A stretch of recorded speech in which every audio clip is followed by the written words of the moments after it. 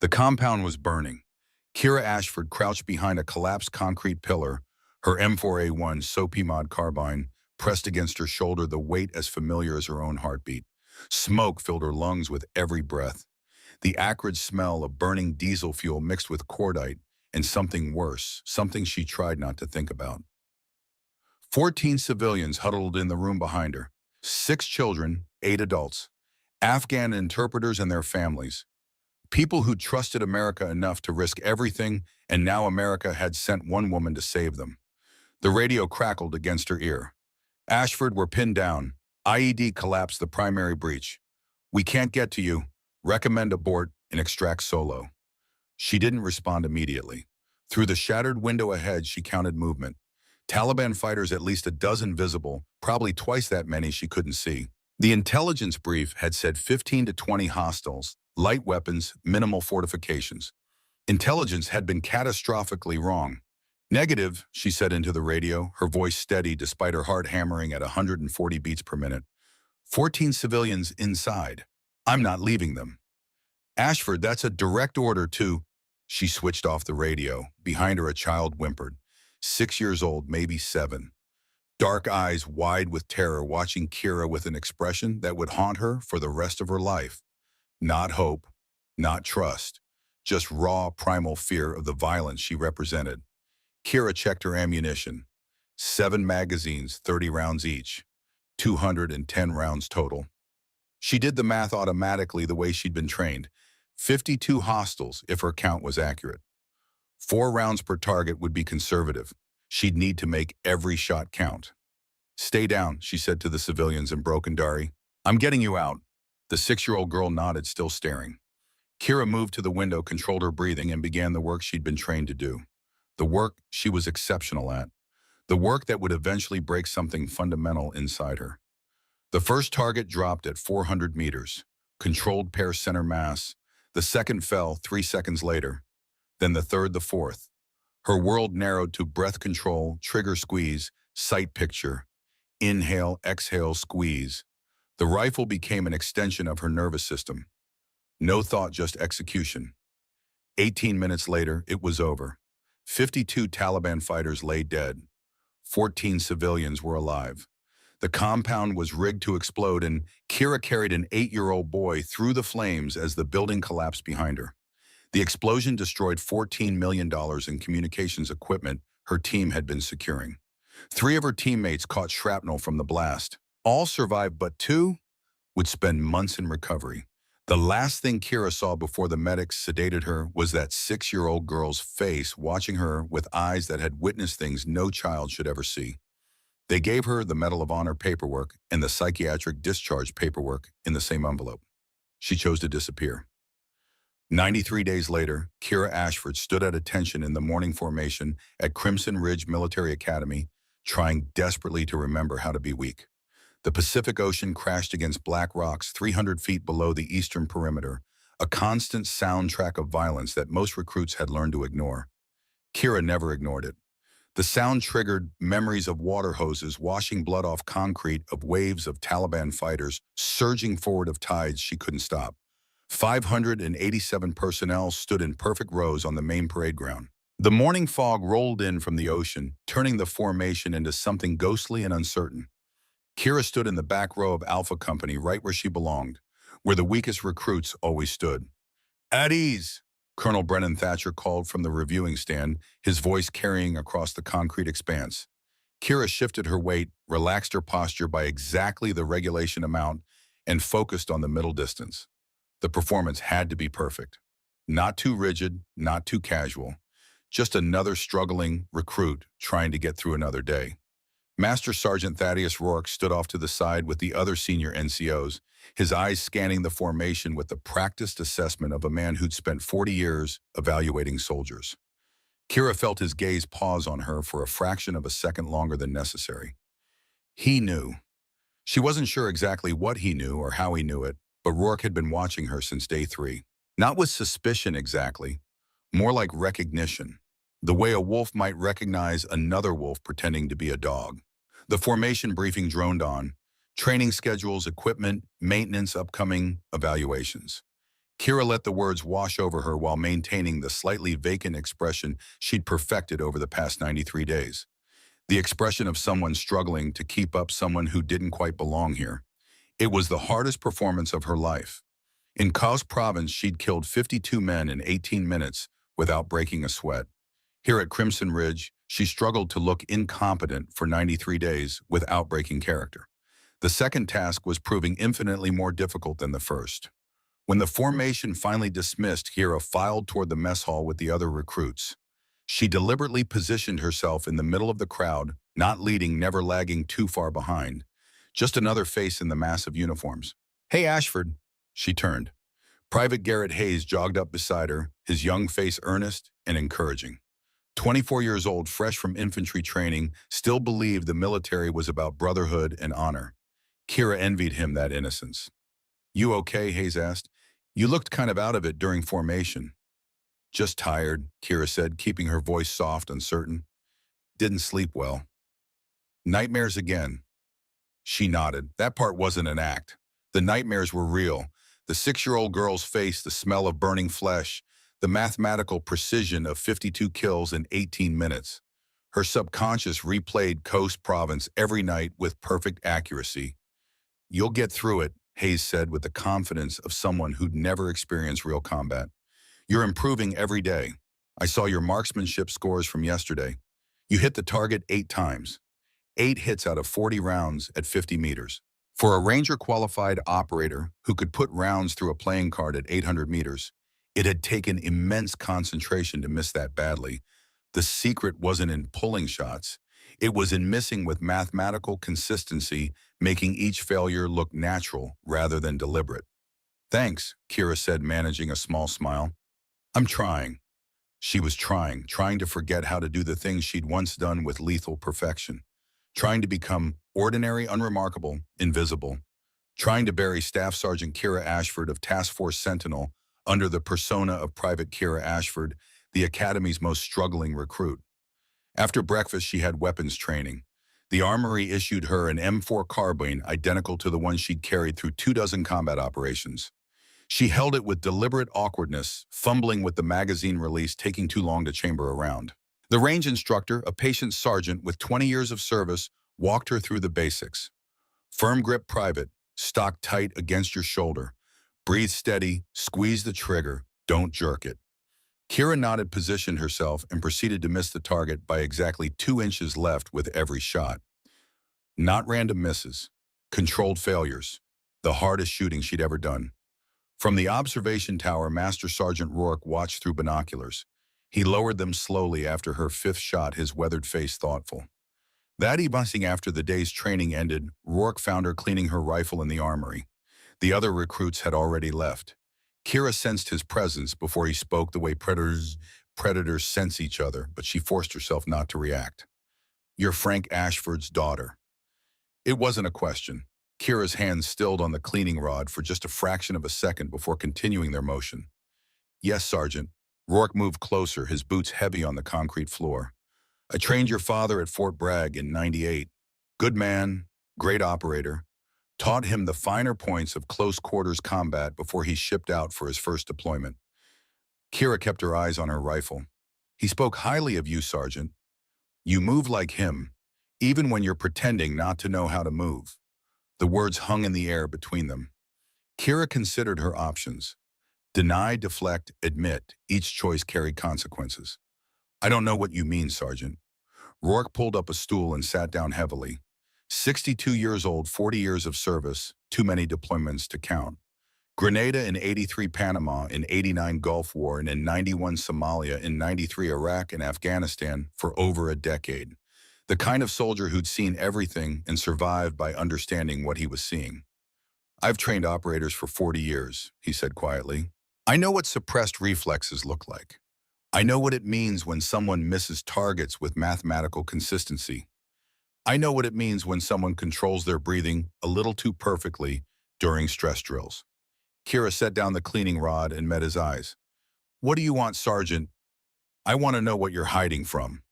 She almost told him. The Coast Province mission, the 52 kills the children's faces, the way she'd felt nothing during those 18 minutes except cold tactical precision.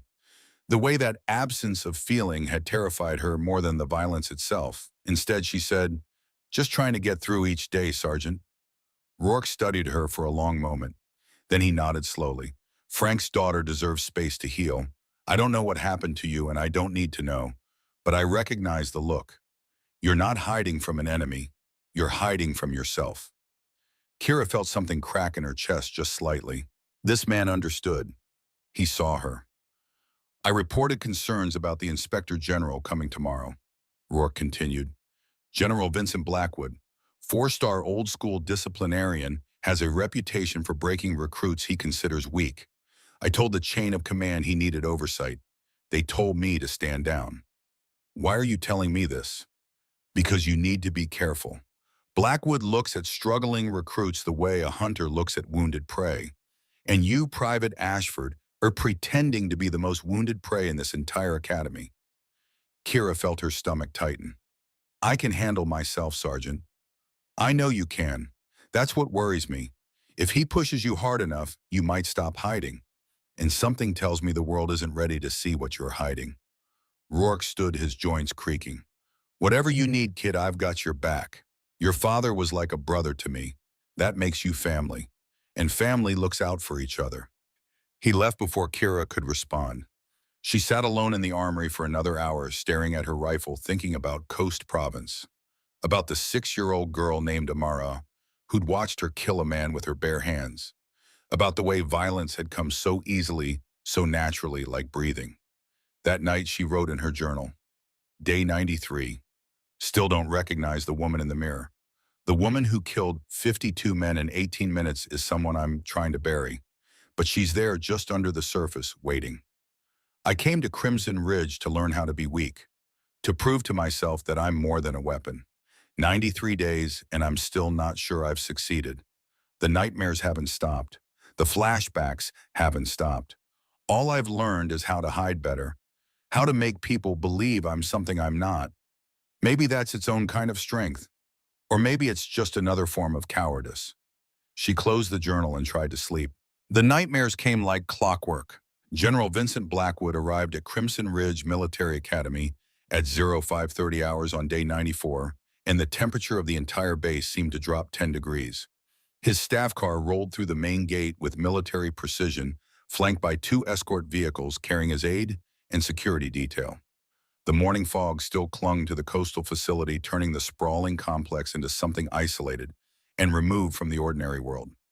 Blackwood stepped out of the vehicle in his perfectly pressed uniform, 4 stars gleaming on his collar, every ribbon and medal positioned with mathematical accuracy. At 54 years old, he stood 6 foot 3 inches tall, 238 pounds of conviction and authority. His gray hair was cut in a severe military fade that hadn't changed style in 30 years. His pale blue eyes swept across the academy grounds with the cold assessment of someone who'd spent his entire life evaluating people and finding most of them lacking. Colonel Thatcher met him at the administration building entrance, standing at attention with his command staff arranged behind him. "General Blackwood, welcome to Crimson Ridge Academy. We're honored to tell you." "Where's your worst performing recruit?" Blackwood interrupted. Thatcher blinked.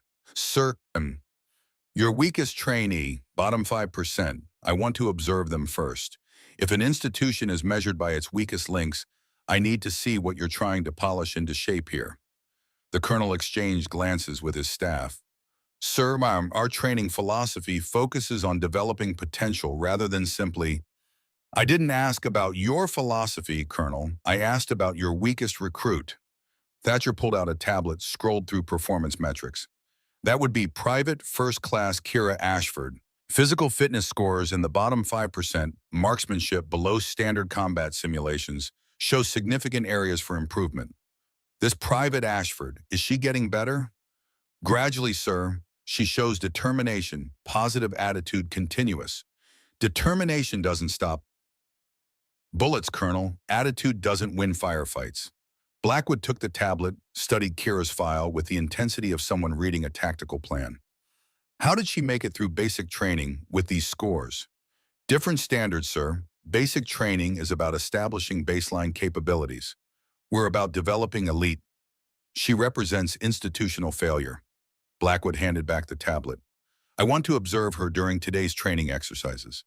If Crimson Ridge is producing soldiers like this, we need to have serious conversations about your continued operation. The words carried weight. Congressional hearings about Afghanistan withdrawal failures had put elite training facilities under microscope. Budget cuts were threatened. Oversight committees were questioning whether specialized academies like Crimson Ridge justified their costs. Blackwood's inspection could shut them down. Colonel Thatcher swallowed his objections and nodded. Of course, General. Private Ashford will be participating in urban warfare simulations this afternoon. Blackwood smiled, though there was no warmth in it. Excellent. Let's see what your development philosophy produces. He didn't tell the colonel about his son, about Lieutenant Marcus Blackwood, killed in Helmand Province 4 years earlier when an IED destroyed his vehicle during a routine patrol.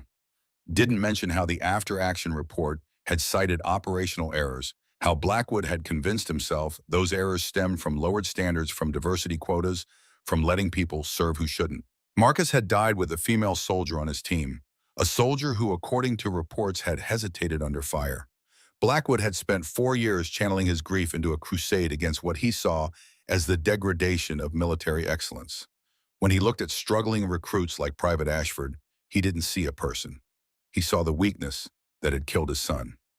The morning formation went smoothly, but Blackwood's presence turned the routine into something tense and pressurized.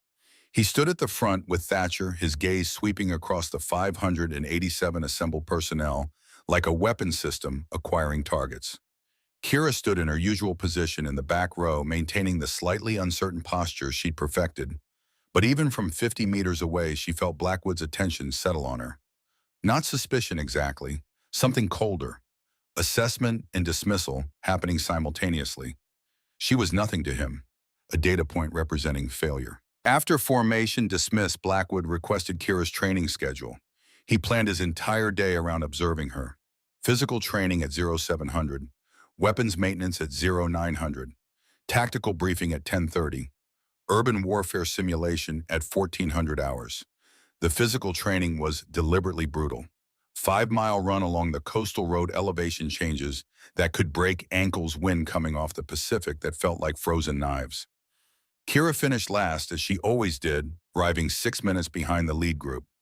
Blackwood watched from a vehicle that paced the run. He made notes in a leather portfolio. The weapons maintenance session showed Kira fumbling with basic tasks that any competent soldier should handle reflexively. Disassembling her rifle took twice as long as it should. Reassembly required instructor assistance. The other recruits helped her without being asked, the way units naturally assist struggling members. Blackwood saw accommodation where he should have seen failure. More notes in the portfolio. The tactical briefing was worse. The instructor laid out a building clearance scenario, and Kira asked questions that seemed to miss obvious tactical considerations. She confused hand signals. She requested clarification on basic radio protocols. She appeared confused by concepts she should have mastered in basic training. Blackwood's expression grew progressively darker throughout the briefing. At lunch, he pulled Colonel Thatcher aside. "How is that recruit still here?" "Sir, as I mentioned, our philosophy." "Your philosophy is creating a liability that will get people killed in real combat. She's 17 weeks into training and still can't complete a 5-mile run without finishing last. She can't field strip her rifle without help. She doesn't understand basic tactical concepts. What exactly are you developing here?" Thatcher struggled for a response. "Some soldiers are late bloomers, General. With proper support and..." "Support," Blackwood's voice rose slightly. "In real combat, who's going to support her when she freezes under fire? Who's going to help her reload her rifle when she's taking contact the enemy?" Several nearby personnel turned at his tone. Thatcher glanced around, uncomfortable with the public nature of the conversation. "We can discuss this in private, sir. I want to see her in the urban warfare simulation this afternoon. If she performs at the levels suggested by these scores, I'm recommending immediate review of your academy's entire training program." The urban warfare facility occupied 5 acres of the academy grounds. Shipping containers and plywood structures created a mock city that could be reconfigured to simulate different environments. Narrow streets, tall buildings, blind corners. Every element designed to test tactical decision-making under stress. Kira was assigned to a 6-person squad with a simple objective: Clear a building extract. A simulated hostage avoids simulated casualties. Paintball weapons added consequence to mistakes. General Blackwood positioned himself in an observation tower that provided a clear view of the entire exercise. He lifted binoculars as the squad moved out. From the ground level, Master Sergeant Rourke watched both the exercise and the general. He tried to warn Kira that morning, but training schedules had kept them separated. Now all he could do was watch and hope she maintained her performance. The squad moved through the mock city with reasonable competence. 4 of the 6 members demonstrated proper tactical awareness. They used hand signals, effectively cleared corners, with appropriate caution covered each other's movements. Kira struggled visibly throughout.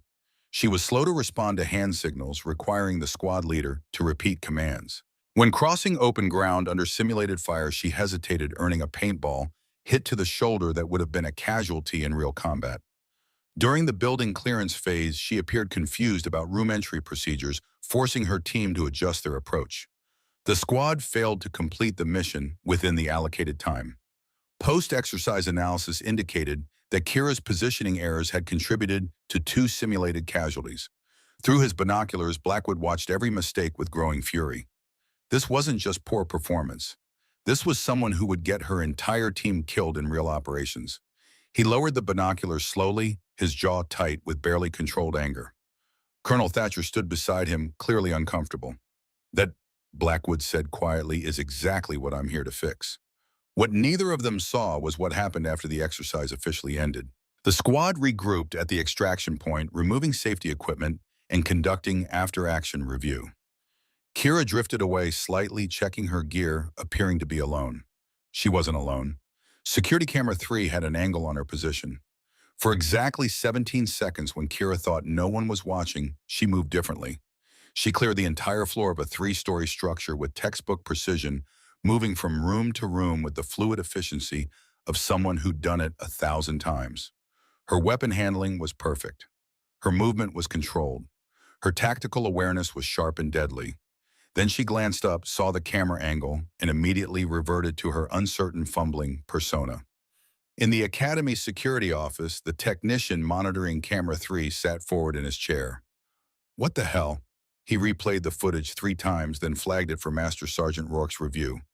Rourke watched it alone that evening in his office. Watched Kira transform from struggling recruit to elite operator and back again in the span of 20 seconds. He'd suspected, but seeing the proof still sent chills down his spine. This wasn't someone learning to be competent. This was someone working desperately to appear incompetent.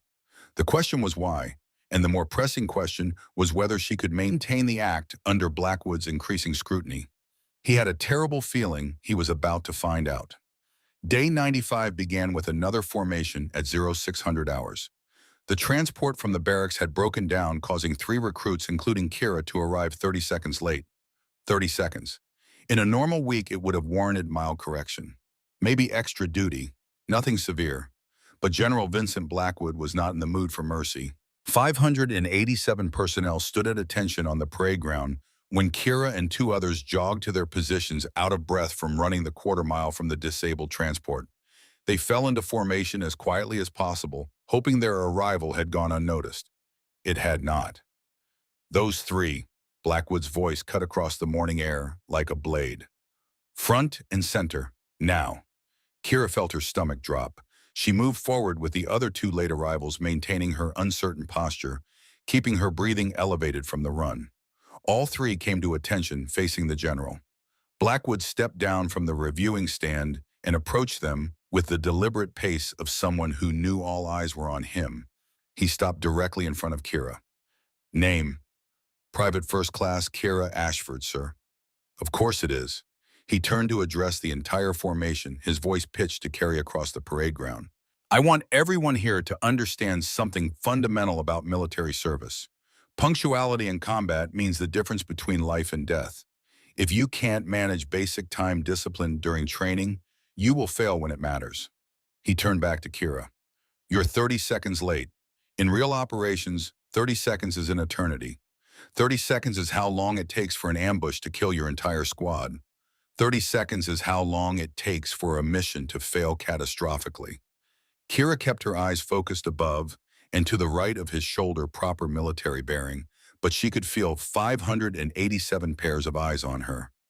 Your repeated failures, Blackwood continued, his voice rising, endanger every soldier who might depend on you. Your inability to meet basic standards reflects poorly not just on yourself, but on this entire institution that continues to accommodate your inadequacy. The words landed like physical blows. Some of the assembled personnel shifted uncomfortably. This had moved beyond correction into something more personal and cruel. I question how you passed basic training, Blackwood said, his face inches from hers now. I question why you're here. I question what possible value you bring to the United States military. Kira maintained her bearing, but inside something was stirring. Something she'd spent 95 days trying to keep buried. The part of her that had cleared buildings in Coast Province, that had calculated 52 kills with mathematical precision, that had survived through controlled violence. Stay down, she told herself. Stay weak. This is temporary. He's just words. But the words kept coming. You're a disgrace to everyone who earned this uniform through actual competence and sacrifice. You're a liability.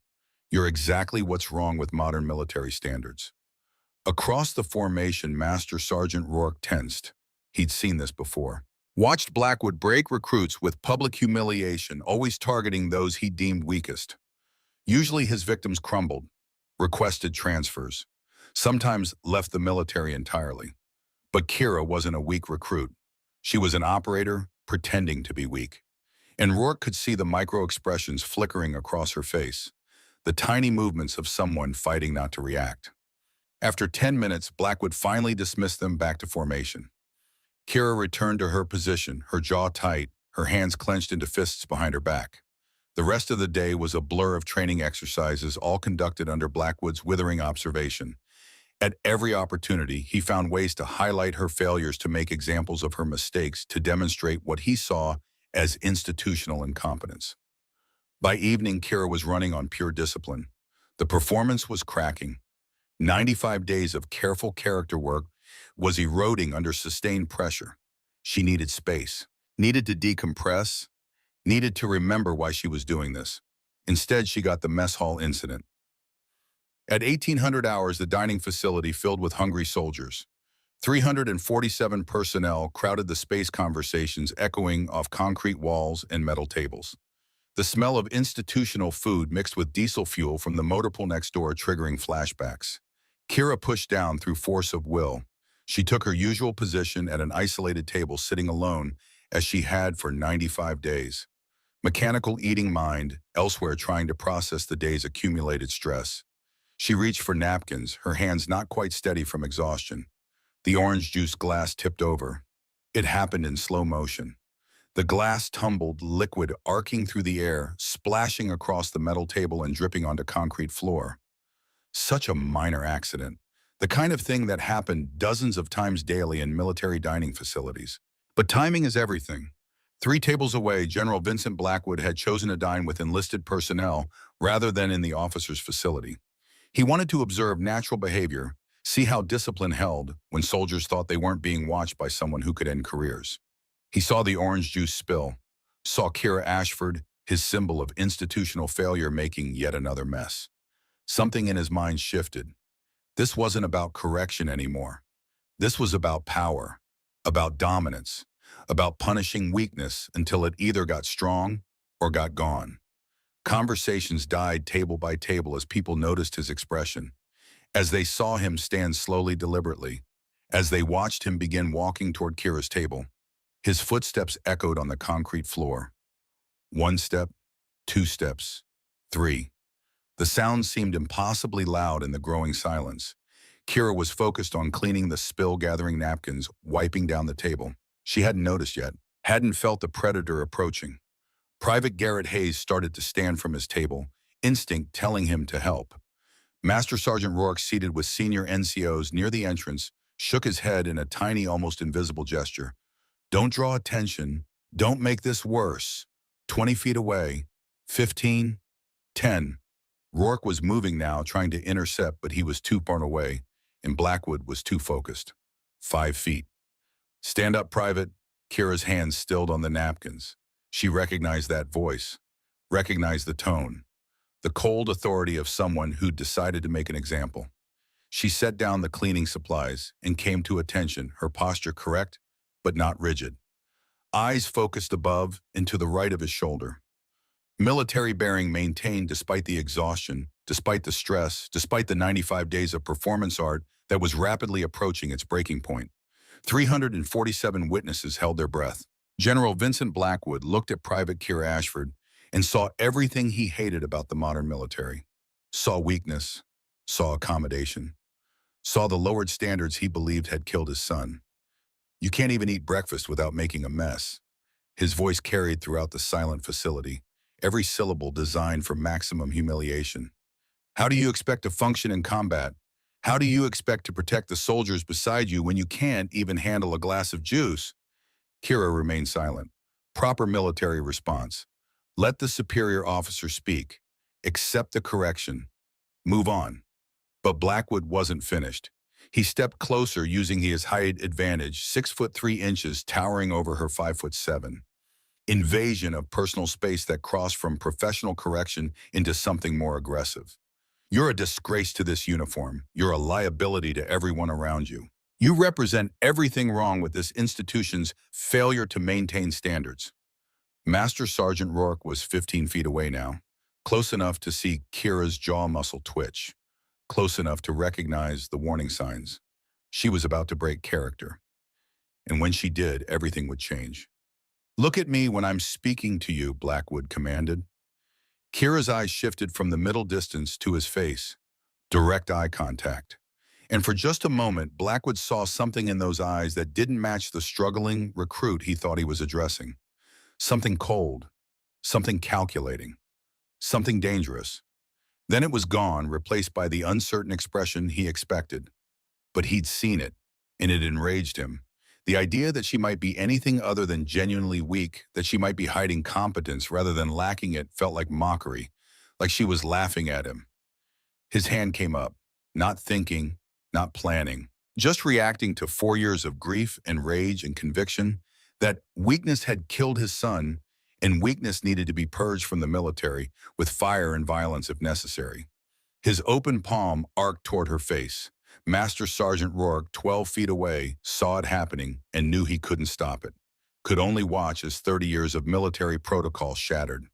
Private Garrett Hayes, recording on his phone in violation of facility policy, but following pure instinct, captured every frame. 347 witnesses would remember this moment for the rest of their lives. The slap connected with a sound like a rifle shot, sharp, clean, echoing off concrete walls. The impact snapped Kira's head to the right, left an immediate red handprint across her pale cheek. And for exactly 2 seconds, nothing happened. Kira's head returned to its original position with mechanical precision. Her eyes refocused on General Blackwood's face. And every bit of performance art, every carefully maintained moment of appearing weak, every second of the 95-day charade evaporated like morning fog burning away under harsh sunlight. Her pupils dilated. Her breathing shifted from controlled military rhythm to something more primal and efficient. Her weight redistributed from heels to balls of feet.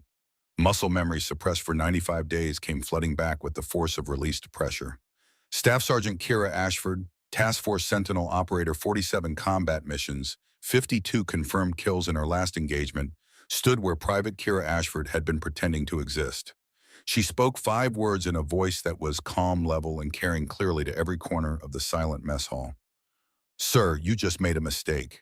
The words hung in the air like a chemical reaction suspended in the moment before explosion. 5 syllables that somehow managed to convey both perfect military respect and an unmistakable warning that the fundamental nature of reality had just shifted. Not a threat, not insubordination, simply a statement of objective fact delivered with the kind of quiet certainty that made everyone who heard it understand that something irreversible had just occurred. General Vincent Blackwood's face flushed crimson. His pale blue eyes widened with a mixture of shock and rage that suggested he couldn't quite process what had just happened. In 31 years of military service, across 2 wars and countless training facilities, no enlisted personnel had ever responded to his discipline with anything approaching challenge or defiance. The idea that this struggling recruit, this symbol of institutional failure, would dare suggest that he had made any kind of error was so far outside his experience that he seemed momentarily paralyzed by the audacity. "What did you just say to me?" His voice rose to a pitch that bordered on shouting. His body language shifted into something that was no longer professional military bearing, but personal confrontation. The posture of a man whose authority had been questioned in front of witnesses and who was prepared to use whatever force necessary to reestablish dominance. Kira didn't respond immediately. She was conducting the kind of threat assessment that 4 years with Task Force Sentinel had made automatic. Height, weight, stance, breathing pattern, muscle tension, eye movement. Every data point processing through combat-trained neural pathways that had been deliberately suppressed for 95 days. Target profile, 6'3", 238 pounds. Age 54, reduced reaction time, probable joint stiffness from decades of military service, evident in his movement patterns. Combat experience Gulf War 33 years ago. No indicators of recent physical engagement training based on his stance width and guard positioning. Threat level high intent, low capability. Master Sergeant Rourke stood 12 feet away, frozen in mid-step. He recognized what was happening with the clarity of 40 years observing combat-ready personnel.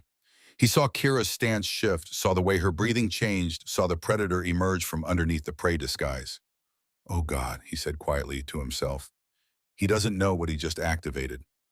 Private Garrett Hayes, positioned at a table 20 feet away, held his phone steady with hands that were starting to shake.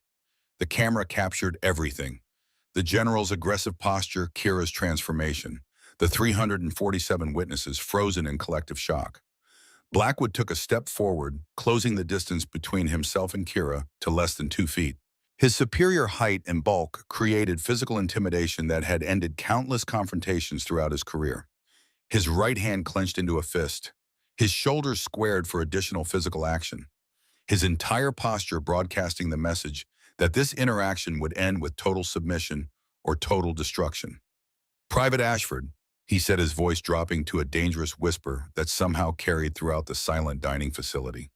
"You will stand down immediately, or I will have you arrested for insubordination and assault on a superior officer.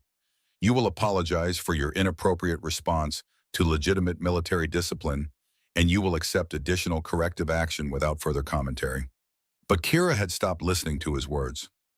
She was reading his body language with the kind of tactical analysis that came from years of life-or-death combat experience. She could see the tension in his shoulders indicating preparation for another strike. She could read the positioning of his feet that showed he was planning to use his height and weight advantage to physically overwhelm her. She could detect the slight tremor in his hands that revealed adrenaline levels consistent with someone preparing for violence.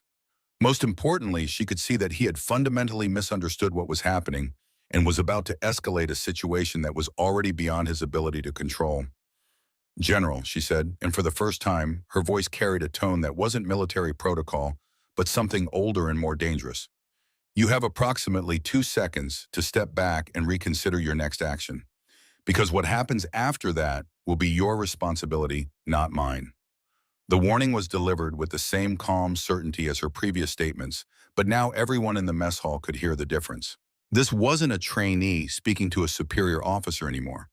This was one predator acknowledging another's presence while making it clear that territory had been claimed and boundaries had been established. Blackwood's response was exactly what she expected. His left hand reached for her shoulder while his right hand drew back for another strike. His movements were telegraphed by decades of relying on physical intimidation rather than actual combat training.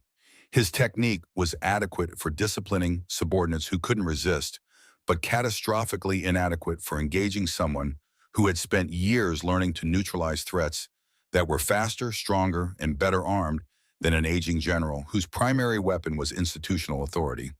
Kira's response took exactly 5 seconds from the moment his hand began to move until the moment he hit the floor.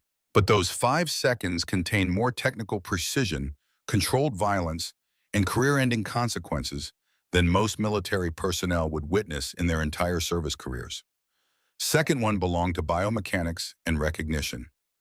Blackwood's left hand moved toward Kira's shoulder in a grabbing motion that started from his hip, telegraphed and obvious. His right hand drew back simultaneously, preparing for a closed fist strike that would do significantly more damage than the open palm slap. Kira's response began before his hand made contact. Her weight shifted to her left foot while her torso rotated clockwise in a movement so smooth and economical that it looked almost like a natural adjustment of posture rather than the beginning of a devastating counterattack. The rotation took his reaching hand past her shoulder without contact, throwing his balance slightly forward as his momentum carried him into empty space where her body had been a fraction of a second earlier. From across the room, Master Sergeant Rourke recognized the opening stance.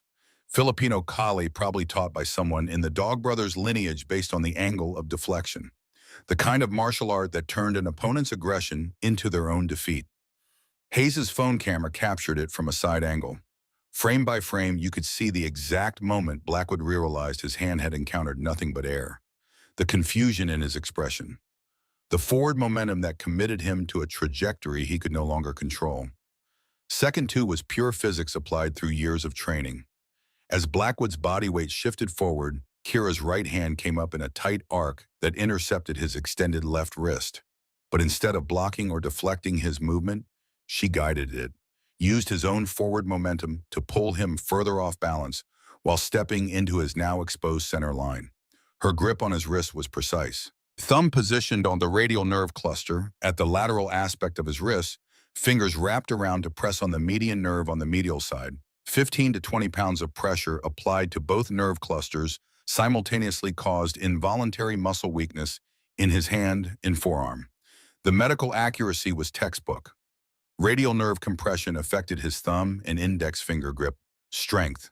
Median nerve compression affected his remaining fingers. The combined effect meant his hand opened involuntarily, losing all capacity for striking or grasping. Simultaneously, Kira's left hand moved to his right elbow as it came forward in his planned second strike. Instead of opposing the force directly, she redirected it. Classic Kali principle, don't fight force with force, guide energy into positions where it defeats itself. She applied leverage to his elbow joint, hyperextending it by approximately 15 degrees. Uncomfortable, but not injurious. The angle locked his right arm against his own torso, trapping it in a position where it couldn't generate any striking force. Both of Blackwood's arms were now controlled, neutralized, using his own momentum and body weight against him. The leverage advantage meant Kira's 142 pounds were controlling his 238 pounds through biomechanics rather than strength. Colonel Brennan Thatcher had entered the mess hall 30 seconds earlier, drawn by reports of a disturbance. He stood at the entrance, taking in the scene. 347 personnel frozen in their seats. A 4-star general with his arms trapped by a private first class who moved with a precision that absolutely did not match her personnel file. Jesus Christ, Thatcher said quietly. Second 3 demonstrated why Task Force Sentinel had recruited Kira from conventional special operations. With Blackwood's arms controlled and his balance compromised, Kira executed a hip throw that was textbook perfect in its application of leverage and timing. She rotated her hips underneath his center of gravity while maintaining control of his trapped arms, using his own body weight as the primary force in the takedown. But this wasn't a training exercise where the goal was to demonstrate technique without causing injury. This was a threat neutralization in a non-combat environment requiring immediate resolution with appropriate force. Kira's application of the throw was designed to end the confrontation decisively. Instead of guiding Blackwood to the ground in a controlled manner, she accelerated his descent, added her own strength to his falling weight to ensure maximum impact with the concrete floor while still maintaining the joint locks that prevented him from breaking his fall safely. The rotation was perfect, hip position precisely under his center mass, weight transfer smooth and efficient, arms controlled throughout to prevent any defensive response. 47 combat missions and hundreds of hours of training compressed into one flawless execution of technique. Security Camera 3 captured it from an overhead angle. The footage would later be analyzed frame by frame by military investigators who couldn't quite believe what they were seeing. The precision, the control, the complete absence of wasted movement. This wasn't anger or panic or self-defense improvisation. This was professional operator-level technique executed with the kind of muscle memory that only came from thousands of repetitions under stress conditions. Second four was the sound that everyone in the mess hall would remember for the rest of their military careers. Blackwood's body hit the polished concrete floor with a wet thud that seemed impossibly loud in the absolute silence. 238 pounds of human flesh meeting an unforgiving surface at speed.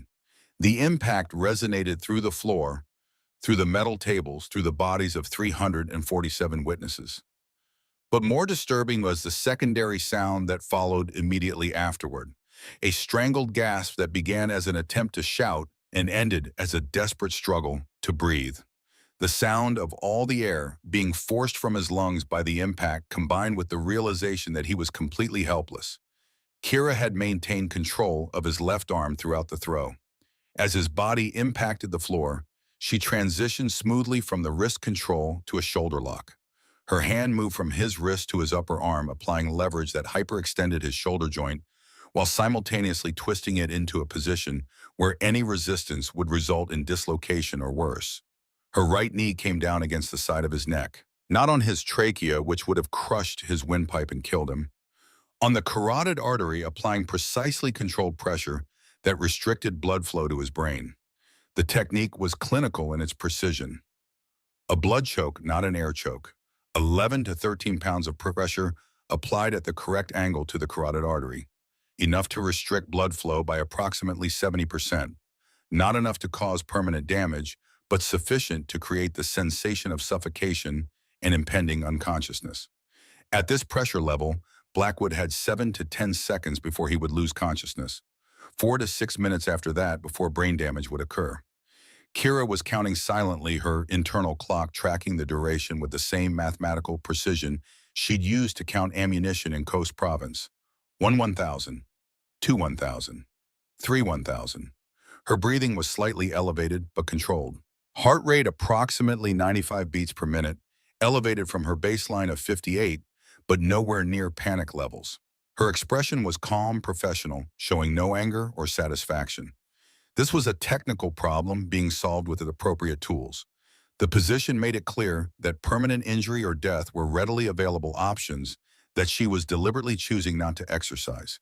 She could increase pressure and render him unconscious in 3 more seconds, could shift her knee position slightly and crush his trachea, could apply more leverage to the shoulder and dislocate the joint.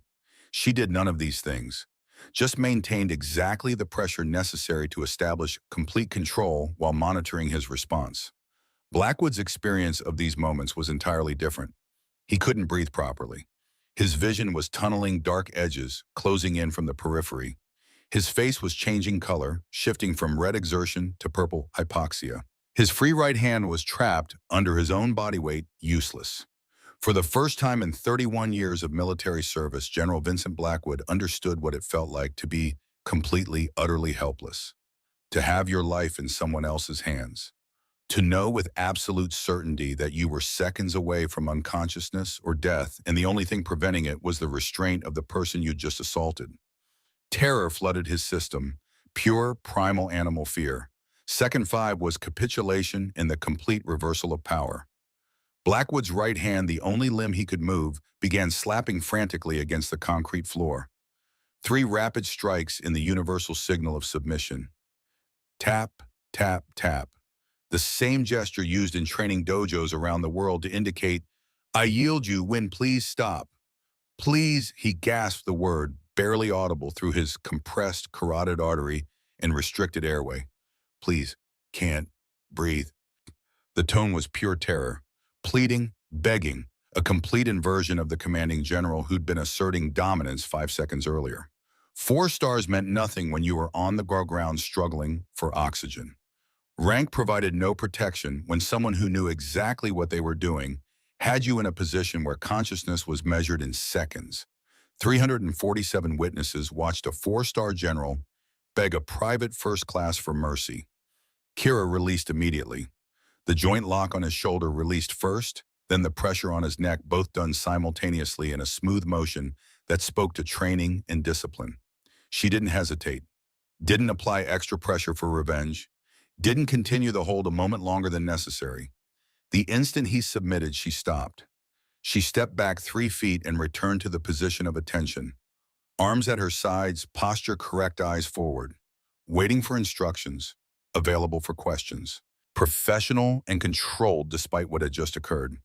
Her breathing was returning to baseline, heart rate dropping back toward normal. The slight flush in her cheeks from exertion was already fading. No trembling in her hands, no emotional response visible on her face. This had been a technical problem solved with appropriate force, nothing more. Medical assistance requested for General Blackwood, she announced clearly, her voice carrying throughout the silent mess hall. Appears to have fallen and sustained minor injuries. The clinical professionalism of the statement, delivered while standing over the body of a four-star general who was still struggling to breathe normally, somehow made what had just happened even more shocking than the violence itself. Blackwood collapsed completely onto the concrete, no longer even attempting to maintain dignity. Gasping and shaking as blood flow returned to his brain and oxygen filled his lungs.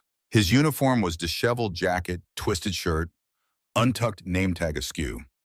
His hair, usually maintained in that severe military fade with perfect precision, was mussed and disordered.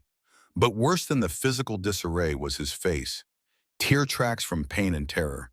Sweat soaking through his collar. Expression showing shock, humiliation, confusion, fear. The complete psychological destruction of someone who'd built an entire identity around dominance and control, now reduced to helpless victim in front of an audience of hundreds. The contrast burned itself into memory. Blackwood on the ground, defeated, crying, vulnerable. Kira standing at attention, uniform, perfect, composed, professional. Victim and operator. Weakness and strength. The image that would define this moment for everyone who witnessed it. Master Sergeant Rourke moved forward slowly, his weathered face showing a mixture of concern and something that might have been pride. He'd seen combat for 40 years across 6 conflicts. He'd witnessed violence in every form, but he'd never seen anything quite like this. In 40 years, he said quietly to Colonel Thatcher, who'd moved up beside him, I've never seen violence that controlled. She could have killed him 6 different ways in those 5 seconds. She chose the one method that left him alive, conscious, and able to learn a lesson. Thatcher was already reaching for his radio, calling for medical response and military police. His mind was racing through protocols, regulations, consequences. A private had just physically dominated a general officer. Self-defense or not justified or not, this was going to explode through the chain of command like a tactical nuclear weapon. Get everyone's name, he ordered the senior NCO nearest him. All 347 personnel present. Nobody leaves until we have statements. Confiscate RF phones. This facility is locked down, effective immediately. But even as he gave the orders, Thatcher knew it was futile. Hayes had been recording. Others probably had been too. In the age of smartphones and social media, nothing stayed contained. By tomorrow, this footage would be viral across military networks. By next week, it would be on civilian news. The question wasn't whether this incident would become public. The question was how much damage it would do before the truth came out about who Private Kira Ashford really was. The base medical team arrived within 90 seconds, their response time reflecting the kind of emergency readiness that Crimson Ridge maintained for training accidents and combat injuries. Staff Sergeant Sienna Vale led the team, a 14-year combat medic who'd seen everything from gunshot wounds to IED trauma. What she found was a 4-star general sitting against a table leg, conscious and breathing normally with no obvious external injuries beyond bruising that was already developing on his neck and shoulder. General Blackwood, I'm Staff Sergeant Vale. Can you tell me where you're experiencing pain or discomfort? Blackwood's response was barely coherent, mumbled phrases about his shoulder and neck that didn't provide much useful diagnostic information. His breathing was rapid and shallow, consistent with someone recovering from a panic response. His skin was clammy in a way that suggested his body was still processing stress hormones. Vale checked his vitals with practiced efficiency. Blood pressure, 155/98, elevated but not dangerous. Heart rate 118, high but dropping. Respiratory rate 24, hyperventilating, slightly. Pupils equal and reactive to light, no signs of head trauma. Sir, can you tell me what happened? Blackwood's gaze immediately shifted to Kira, who was still standing at attention 15 feet away. His expression showed fear, confusion, and something that might have been the beginning of recognition, as if he was starting to understand that his assumptions about her capabilities had been catastrophically incorrect. She, there needs to be an investigation, he managed to say, his voice hoarse from the pressure that had been applied to his throat. Vale noted the injuries with clinical detachment, bruising consistent with joint manipulation and controlled pressure. No indication of excessive force or continued application after submission. Whoever had done this knew exactly what they were doing and had exercised significant restraint. General, I need to do a full examination. Can you stand? Blackwood failed on the first attempt, succeeded on the second with Vale's assistance. He stood unsteadily, refusing the stretcher that the medical team had brought. Some part of him was still trying to reclaim dignity, trying to walk out of this mess hall under his own power, rather than being carried out like a casualty. I need to speak with Colonel Thatcher immediately, he said, his voice gaining some strength. There needs to be a formal investigation. Charges need to be filed. This cannot stand. But even as he spoke, Blackwood seemed to realize that any investigation would necessarily involve explaining how a four-star general had ended up on the floor of a mess hall after a confrontation with a junior enlisted soldier who was officially considered one of the weakest trainees at the academy. The implications of that explanation would be difficult to manage, regardless of how the facts were presented. Vale and her team escorted Blackwood toward the exit.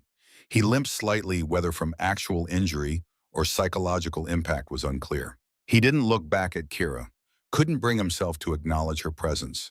The woman who had just demonstrated that all his assumptions about weakness and strength were built on foundations of sand.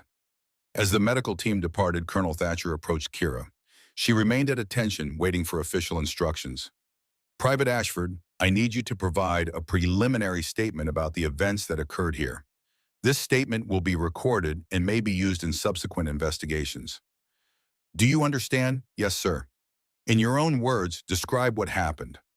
Kira's response was delivered in the precise factual language of someone with extensive experience providing testimony about violent encounters. No emotional language, no subjective interpretations, just clinical description of actions and responses. At approximately 18:15 hours, General Blackwood struck me across the face with an open hand during what appeared to be a disciplinary interaction regarding a spilled beverage. When he prepared to strike me again, with a closed fist, I defended myself using appropriate force to neutralize the threat. I applied joint manipulation techniques to control his arms, executed a hip throw to bring him to the ground, and applied a blood choke to restrict blood flow until he submitted. At no point did I use excessive force or continue defensive action after the threat was neutralized. Total engagement time was approximately 5 seconds. Thatcher made notes while she spoke, but his attention was focused as much on what wasn't being said as on the actual words. The complete absence of justification or explanation beyond basic facts. The use of terminology like neutralize the threat and blood choke and joint manipulation that suggested formal training and combat engagement protocols far beyond anything taught in basic training. And most tellingly, the overall demeanor of someone who considered physical confrontation to be a routine professional responsibility rather than a traumatic personal experience. Private, are you currently experiencing any injuries or medical concerns as a result of this incident? No, sir. I sustained no injuries during the encounter. Do you require any medical evaluation or psychological support services? No, sir. I am fit for duty and available for any additional responsibilities or assignments. The exchange was becoming increasingly surreal. The person who had apparently suffered the least trauma from the confrontation was the junior enlisted soldier who had just physically defeated a general officer in front of hundreds of witnesses. Thatcher concluded the preliminary interview and arranged for Kira to be escorted to secure quarters pending the arrival of investigators from higher headquarters.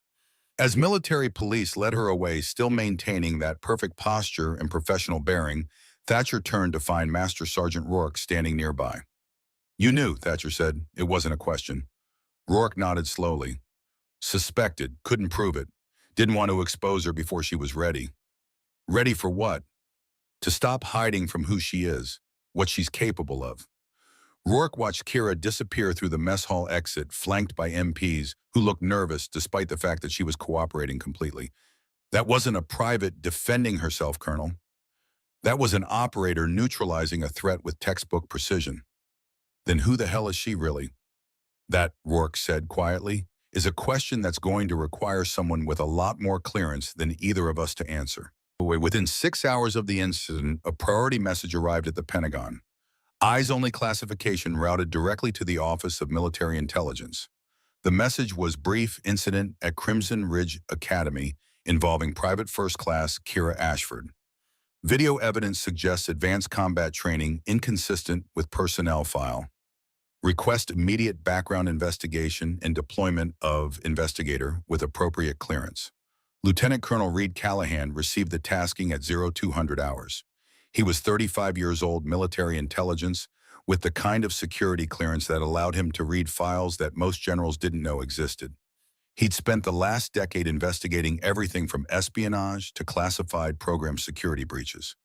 He pulled Kira's file from the JPAS database, the Joint Personnel Adjudication System, that tracked everyone with security clearances. What he found made him sit forward in his chair. The file had layers. The surface layer showed Private First Class Kira Ashford, mediocre performance metrics, unremarkable service record. But underneath that layer, visible only to someone with his clearance level, was another file entirely. Staff Sergeant Kira Ashford, 75th Ranger Regiment, Task Force Sentinel Attachment, classification level, top secret, sensitive compartmented information. Callahan opened the classified file and began reading. With each page, his understanding of what had happened at Crimson Ridge shifted from confusion to clarity to something approaching awe. Service record, 18 months Eastern Europe, embedded in underground fighting circuits for counter-trafficking operations. 6 months Southeast Asia training indigenous forces in counterinsurgency tactics. 47 combat missions across 3 theaters.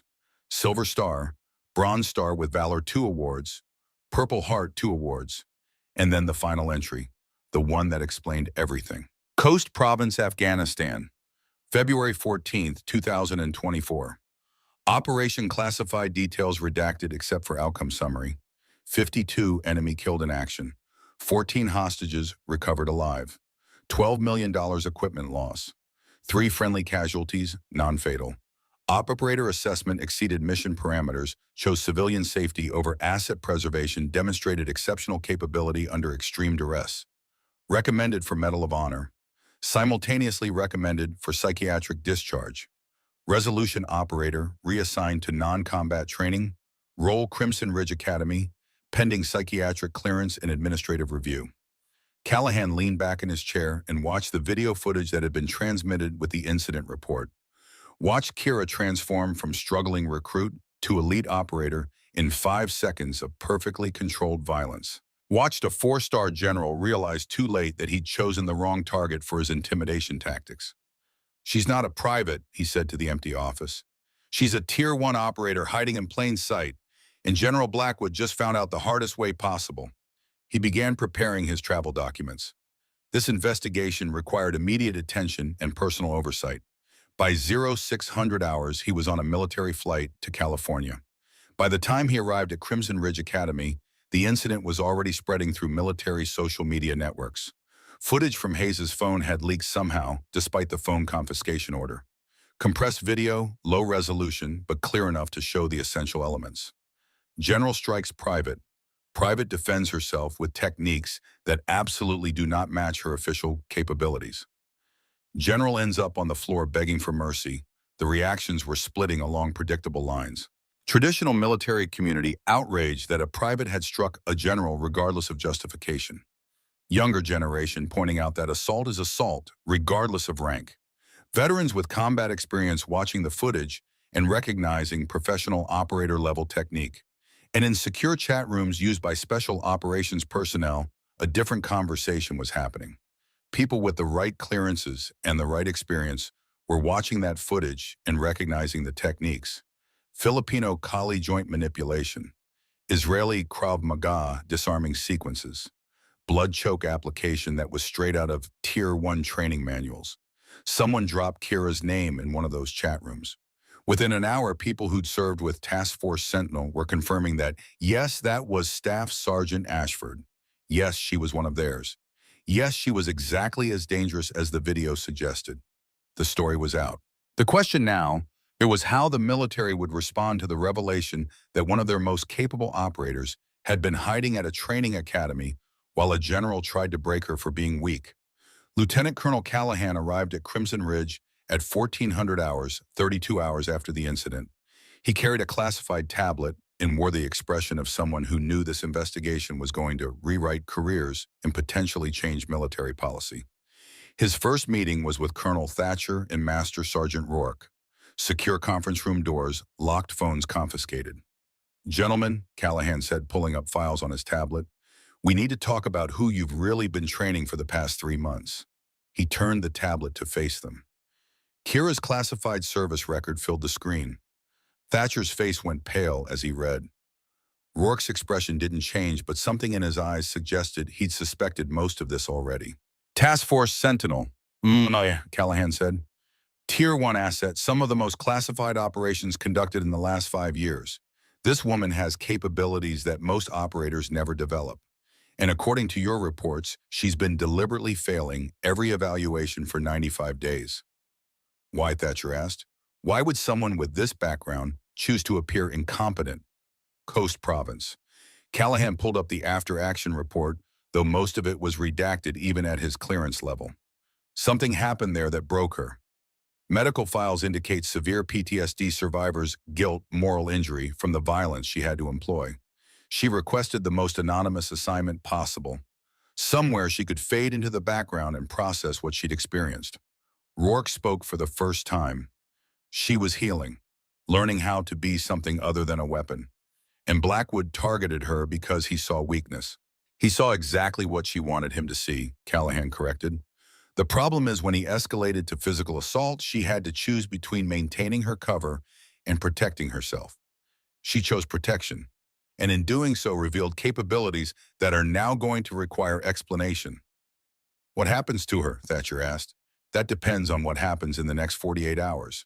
There's going to be a formal hearing. Blackwood wants charges filed, but once her background comes out, this becomes a question of whether the military is going to prosecute one of its most decorated operators for defending herself against assault from a superior officer." Callahan stood gathering his materials. "I need to interview her, and I need to see all the security footage, all the witness statements, everything you have. Because this isn't just about one incident anymore. This is about what we're willing to do to the people who do the hardest jobs in the darkest places." He paused at the door.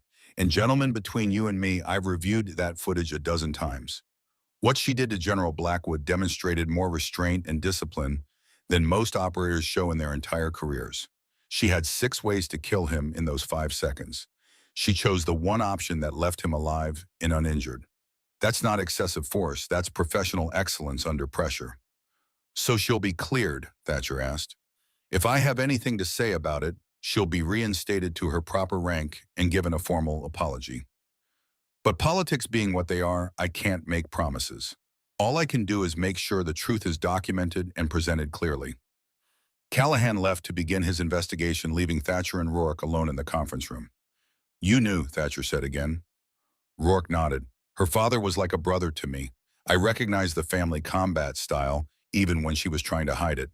Figured she deserved privacy. Figured healing was more important than protocol."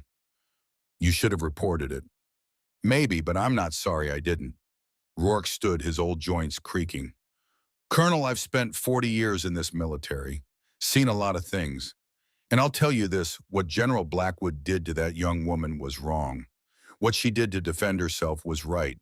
Sometimes the rules need to bend for justice to be served. The rules don't bend for anyone, Sergeant. That's what makes them rules. Then maybe we need better rules, because the current ones let a general assault a private with the impunity until she was forced to defend herself. And now she's the one facing consequences while he's playing the victim." Rourke moved toward the door. "I'll testify on her behalf. Put it in the record. That woman showed more discipline in 5 seconds than most people show in a lifetime. And if the military can't recognize that, then we've lost something fundamental about what we're supposed to stand for." He left Thatcher alone with his thoughts and his growing certainty that this incident was going to force conversations the military had been avoiding for decades. 48 hours after the mess hall incident, the formal hearing began. The conference room had been converted into a makeshift hearing chamber. Heavy curtains covered the windows to prevent observation from outside. Armed military police stood at both entrances. A secure video link connected the room to the Pentagon, where General William Crawford, a three-star officer and General Blackwood's direct superior, observed via encrypted transmission. The panel consisted of Colonel Brennan Thatcher as presiding officer, Lieutenant Colonel Reed Callahan as investigator, Master Sergeant Thaddeus Rourke as expert witness on combat techniques, and two additional colonels from the Judge Advocate General Corps who would provide legal oversight. General Vincent Blackwood sat at one table flanked by his legal advisor, a sharp-eyed JAG captain who'd spent the past 48 hours trying to construct a case for insubordination and assault on a superior officer. Blackwood looked diminished somehow, despite his uniform being perfectly pressed and his posture rigidly correct. The bruising on his neck had darkened to purple and yellow visible above his collar, despite his attempt to hide it. At the opposite table sat Staff Sergeant Kira Ashford, not private. Her proper rank had been reinstated for the hearing. She wore her dress uniform with all her commendations displayed. Silver Star, Bronze Star with Valor Device 2 oak leaf clusters, Purple Heart 2 oak leaf clusters, Expert Marksmanship badges, Ranger Tab, special operations patches that most of the people in the room didn't have clearance to fully understand. The contrast was stark. Blackwood surrounded by lawyers trying to appear commanding while nursing visible injuries. Kira sitting alone, calm and professional, wearing the evidence of a career that most soldiers only dreamed about. Thatcher called the hearing to order at 0800 hours precisely. This hearing is convened to investigate the incident that occurred at Crimson Ridge Academy Mess Hall on May 18th at approximately 1815 hours. All testimony will be recorded and may be used in subsequent legal proceedings. General Crawford is observing via secure link and has authority to direct proceedings as necessary. On the screen, General Crawford nodded. He was 61 years old, a career infantry officer who'd come up through the ranks during the transition from Cold War to modern conflicts. His expression was carefully neutral, but his eyes showed intelligence and the kind of hard-earned wisdom that came from decades of military service. "Let's begin with the video evidence," Thatcher said. The screen switched to show footage from multiple angles. Security Camera 3 provided an overhead view of the entire mess hall. Security Camera 7 showed a side angle that captured facial expressions. And then there was the phone footage from Private Garrett Hayes confiscated but preserved as evidence, which provided the clearest view of the actual confrontation. The panel watched in silence. Blackwood's approach, the verbal assault, the slap that echoed through the silent facility, Kira's 5-word response, the second attempted strike, and then 5 seconds of violence so controlled and precise that it looked almost choreographed. When the footage ended, the room remained quiet for a long moment. "Let the record show," Thatcher said formally, "that video evidence from 4 separate sources confirms the sequence of events. General Blackwood initiated physical contact by striking Staff Sergeant Ashford. General Blackwood prepared to strike again. Staff Sergeant Ashford responded with defensive techniques that neutralized the threat in approximately 5 seconds, ceasing all defensive action immediately upon General Blackwood's submission. He turned to the witness table. "We'll now hear testimony. Private Hayes, please take the stand." Garrett Hayes looked nervous as he moved to the witness chair. 24 years old, barely out of initial training, suddenly thrust into a situation with career-ending implications for multiple senior officers. Private Hayes and Callahan began the questioning. "Please describe in your own words what you observed on the evening of May 18th. Hayes cleared his throat. "I was seated approximately 20 feet from Staff Sergeant Ashford when General Blackwood approached her table. I heard him order her to stand. Then he began criticizing her loudly about the spilled juice. Did this seem unusual to you?" "Yes, sir. It seemed excessive for such a minor accident." The general's voice was getting louder, and his body language seemed aggressive. "That's when I started recording on my phone. I know it was against regulations, but something felt wrong about the situation." "Continue." The general kept moving closer to Staff Sergeant Ashford. He was using his size to intimidate her, standing right in her personal space. Then he struck her across the face. The sound was incredibly loud. Everyone in the mess hall heard it.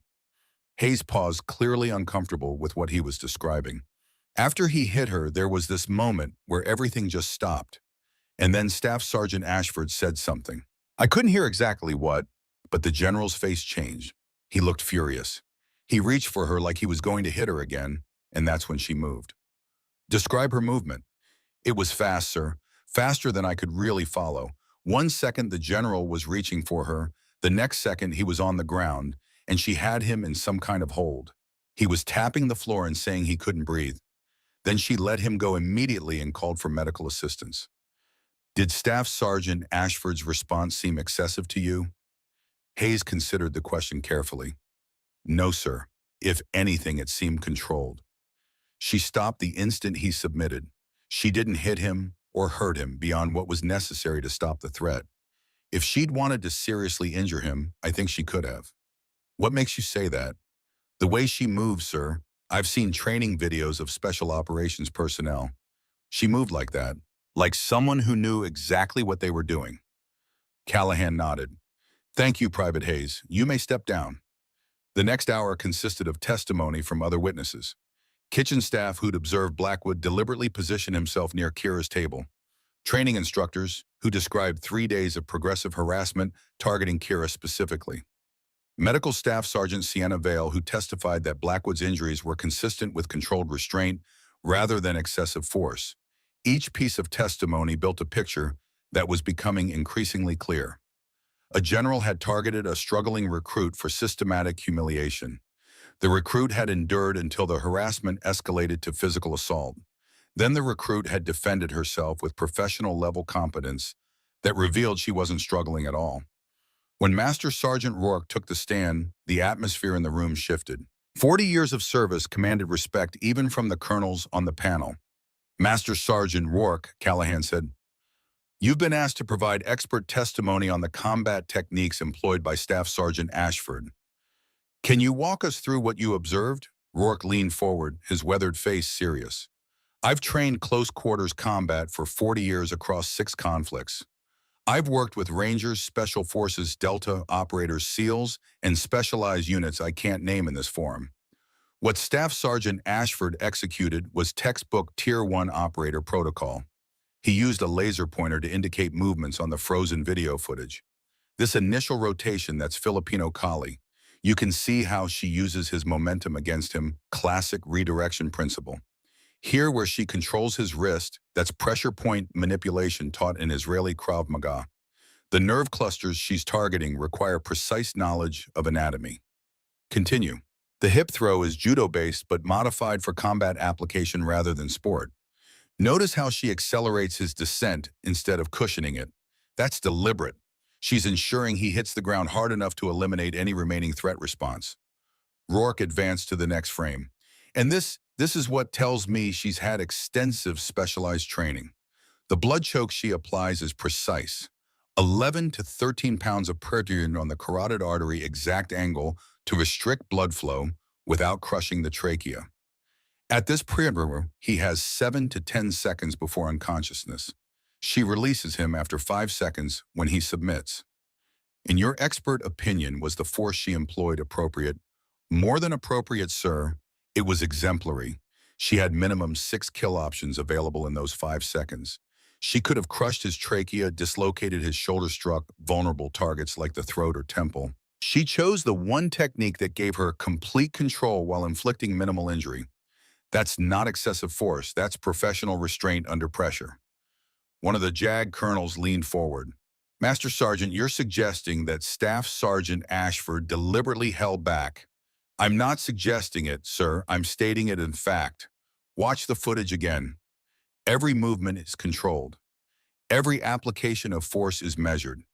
She's not fighting out of fear or anger. She's executing a tactical problem with the same precision a surgeon uses in an operating room. How does a recruit develop these capabilities?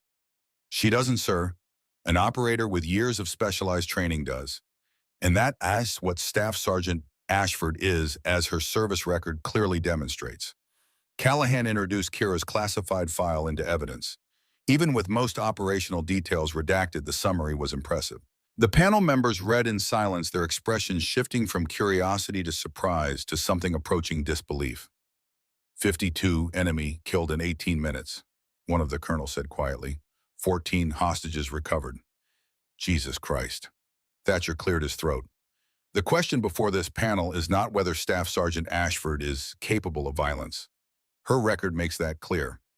The question is whether her response to General Blackwood's assault constituted appropriate self-defense under the Uniform Code of Military Justice. Before we address that, General Crawford's voice came through the video link. I want to hear from General Blackwood. General, you've been sitting there for 90 minutes listening to testimony about how you assaulted a subordinate. Do you have anything to say? Blackwood's JAG advisor leaned over to whisper urgently, but Blackwood waved him off. He stood slowly, his movements stiff from the lingering effects of the takedown. General Crawford, panel members, I request permission to make a statement. Granted. Blackwood took a breath. Everything in the testimony you have heard is accurate. I struck Staff Sergeant Ashford without justification. When she defended herself, I prepared to strike her again. What happened next was entirely my fault and my responsibility. His advisor looked horrified, but Blackwood continued.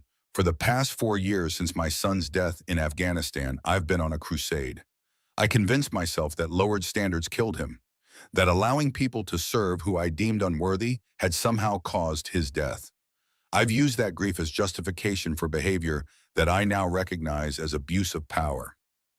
He looked directly at Kira for the first time since the hearing began. Staff Sergeant Ashford was not my first target. Over 30 years of service, I've used physical intimidation 14 times that I can document. 9 women, 5 men who I considered weak or insufficient. None of them reported me because I held their careers in my hands. General, his advisor, tried to interrupt, but Blackwood shook his head. I need to say this. Staff Sergeant Ashford was different because she could defend herself. And in those 5 seconds on that mess hall floor, unable to breathe, completely helpless, I experienced what every person I've abused experienced. Terror, humiliation, the knowledge that someone more powerful was choosing whether to hurt you. He paused, his voice dropping. The remarkable thing is that she chose not to. She had me completely at her mercy, and she released me immediately when I submitted. That's discipline. That's what I should have been teaching all these years instead of breaking people through fear. The room was absolutely silent. My father was a general, Blackwood continued. He beat discipline into me from age 6, called it building character, preparing me for military life. I spent 30 years swearing I'd never be like him. Then I became exactly him. The cycle of abuse perpetuated through everything I did. He turned to address the panel directly. I request court-martial not just for striking Staff Sergeant Ashford, but for the 30-year pattern of abuse that preceded it. I don't deserve leniency. I don't deserve this uniform. I need to face the consequences of my actions so that maybe finally I can break the cycle that my father started. His JAG advisor looked like he wanted to die. Blackwood had just confessed to decades of criminal conduct in a recorded hearing. There was no walking this back. General Crawford's voice came through the speaker, measured and thoughtful. General Blackwood, your candor is noted. However, this hearing is specifically about the incident with Staff Sergeant Ashford. We'll address your other admissions through separate proceedings. Understood, sir. Sit down, General. Staff Sergeant Ashford, please take the stand. Kira moved to the witness chair with the same controlled precision she demonstrated throughout the hearing. Her posture was correct, but not rigid. Her expression was calm, but not emotionless. She looked like exactly what she was, a professional soldier, ready to provide accurate testimony. State your full name and rank for the record, Callahan instructed. Staff Sergeant Kira Marie Ashford, United States Army, 75th Ranger Regiment, currently attached to Task Force Sentinel. Staff Sergeant, let's start with why you were at Crimson Ridge Academy performing as a struggling recruit. Kira took a breath. After the Coast Province operation on February 14th this year, I was offered 2 pieces of paper. One was paperwork for the Medal of Honor. The other was recommendation for psychiatric discharge. I was told I exceeded mission parameters, that my actions saved 14 lives, but demonstrated psychological issues requiring evaluation. What were those psychological issues? I killed 52 men in 18 minutes and felt nothing while doing it. That absence of feeling terrified me more than the violence itself. I started having nightmares. Flashbacks. I couldn't be around diesel fuel without smelling the burning compound. Loud noises made me reach for weapons that weren't there. I was having symptoms of severe PTSD and moral injury. Her voice remained steady, clinical, but there was pain underneath the professional delivery. I requested the most anonymous assignment possible, somewhere I could fade into the background and figure out how to be human again instead of just a weapon. Crimson Ridge seemed perfect, a training facility where I could play the struggling recruit and no one would look too closely. Why deliberately fail evaluations? Because excellence draws attention. If I'd performed at my actual capability level, people would ask questions. They'd investigate my background. I needed to be invisible, unremarkable, the worst recruit in the academy so nobody would wonder who I really was. For 95 days, you maintained this performance. Yes, sir. Every missed shot, every failed drill, every moment of apparent confusion was calculated. It was the hardest acting I've ever done, harder than the actual combat operations. Callahan pulled up her training scores. These marksmanship results show you missing targets at 50 meters. What's your actual effective range? 800 meters with standard M4 platform, 1,200 meters with designated marksman rifle. I've made confirmed kills at ranges exceeding 1,000 meters. The panel members exchanged glances. The contrast between her official scores and her actual capabilities was staggering. Let's talk about General Blackwood. When did you first become aware of his harassment? Day 94 when he arrived for the inspection tour. Master Sergeant Rourke warned me that General Blackwood had a reputation for targeting recruits he considered weak. By the next morning, it was clear I was his primary target. Did you consider reporting the harassment? No, sir. Reporting would trigger an investigation. Investigation would reveal my background. I just wanted to keep my head down until the inspection ended. Walk us through what happened in the mess hall. Kira's voice remained steady as she recounted the events. The spilled juice, Blackwood's approach, the verbal assault that crescendoed into physical violence. When he struck you the first time, what went through your mind? Threat assessment, height, weight, stance, breathing pattern, eye dilation. Automatic analysis that 4 years with Sentinel trained me to do without conscious thought. I calculated that he was preparing to escalate further. How did you know? Body language. His adrenaline was elevated, pupils dilated, breathing rapid. His shoulders were squared for additional strikes. His fist was clenched. He wasn't going to stop with one hit.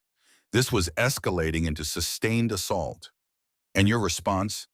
I defended myself using minimum necessary force to neutralize the threat. Joint manipulation to control his arms, hip throw to bring him to the ground, blood choke to establish submission. I monitored his response continuously and released him immediately when he submitted. You could have injured him more severely. Yes, sir. I had multiple options available. I could have dislocated his shoulder, crushed his trachea, struck vulnerable targets. I chose the technique that gave me control while minimizing permanent damage. Why? For the first time, emotion flickered across Kira's face. Because I'm trying not to be the person who defaults to maximum violence. I came to Crimson Ridge to learn how to be something other than a weapon. Permanently injuring General Blackwood would have meant I failed at that goal. Callahan paused, letting the statement hang in the air. Staff Sergeant, I want to ask you about Coast Province. The panel has access to the classified summary, but can you tell us in your own words what happened? Kira's hands tightened on the armrests of the chair, the only visible sign of distress. Intelligence said 15 to 20 hostiles, light weapons, minimal fortifications. Reality was 52 Taliban fighters, heavy weapons, and the compound rigged with IEDs. My team was pinned down outside. I was inside with 14 civilians, including 6 children.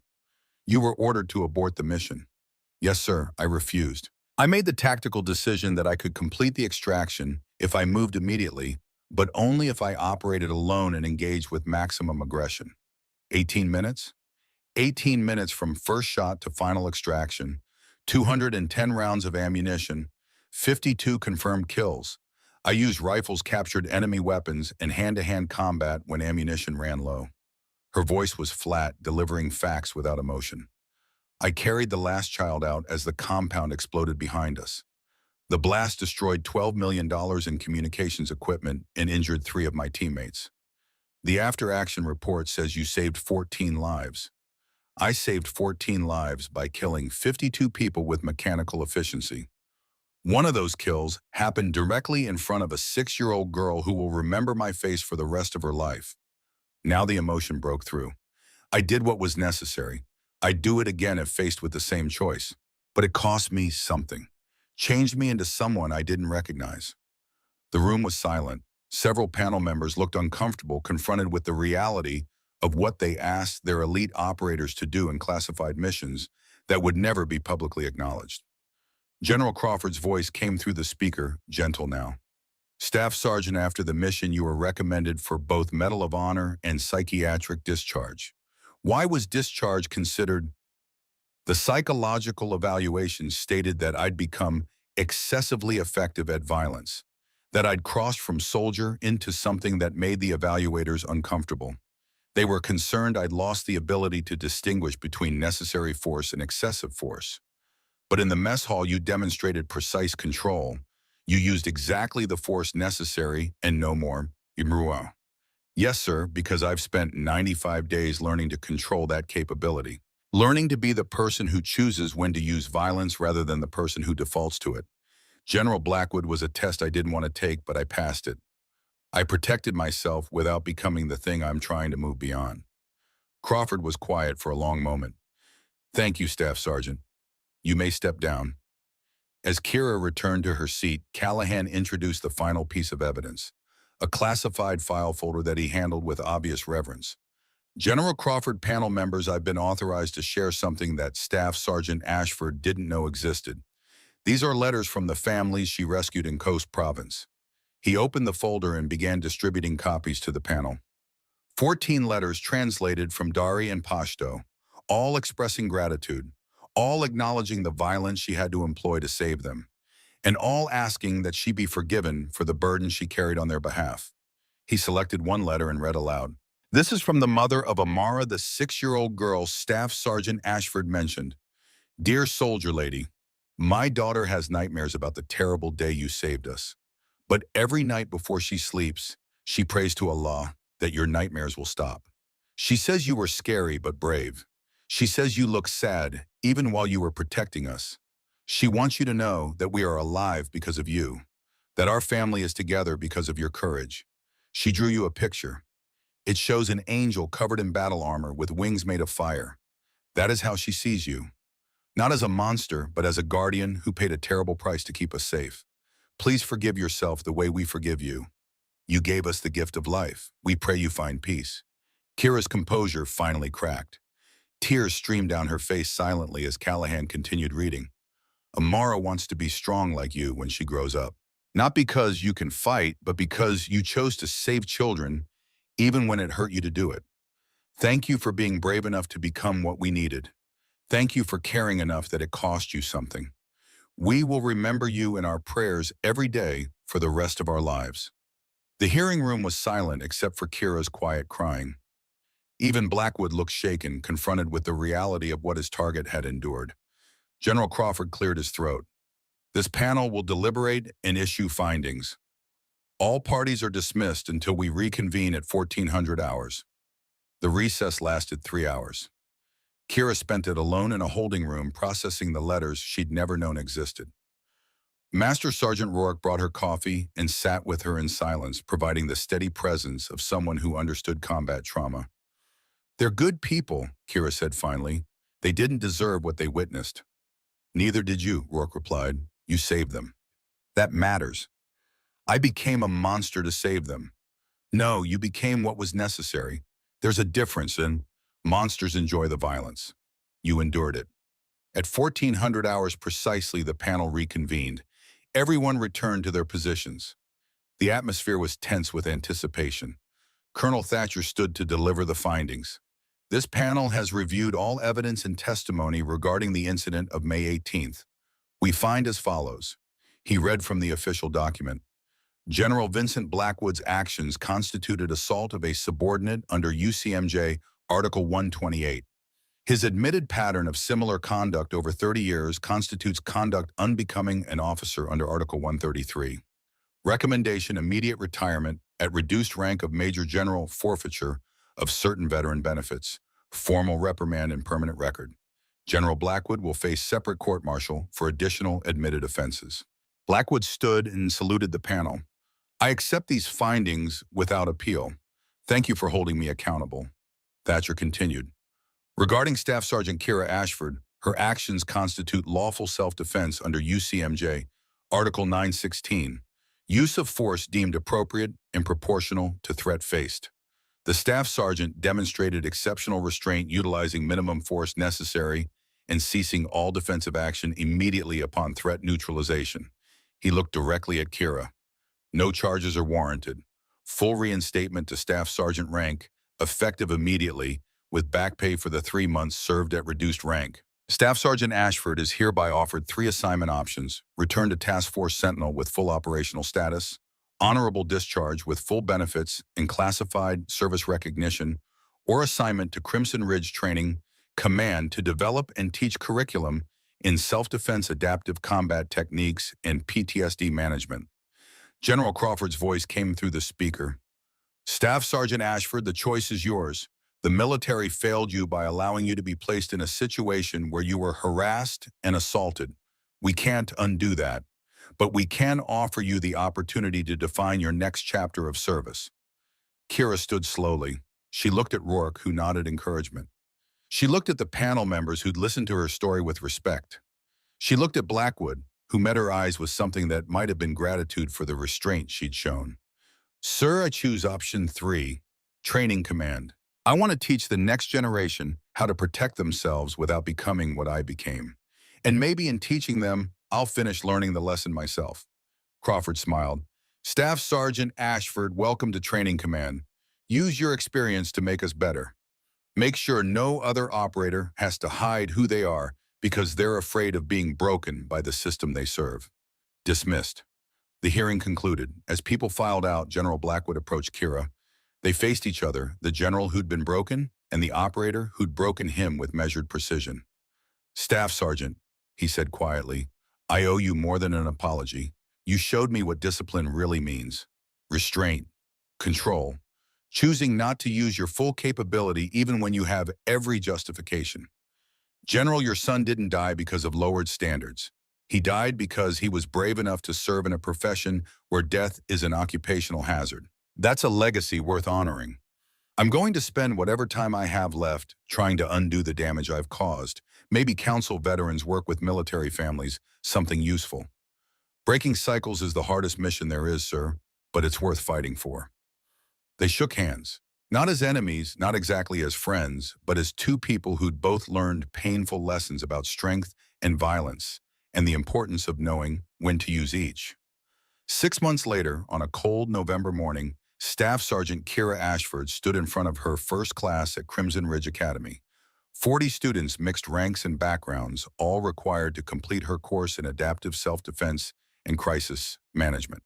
The curriculum she'd developed covered threat assessment, appropriate force continuum, de-escalation techniques, legal and ethical frameworks for self-defense, and physical techniques drawn from her years of training.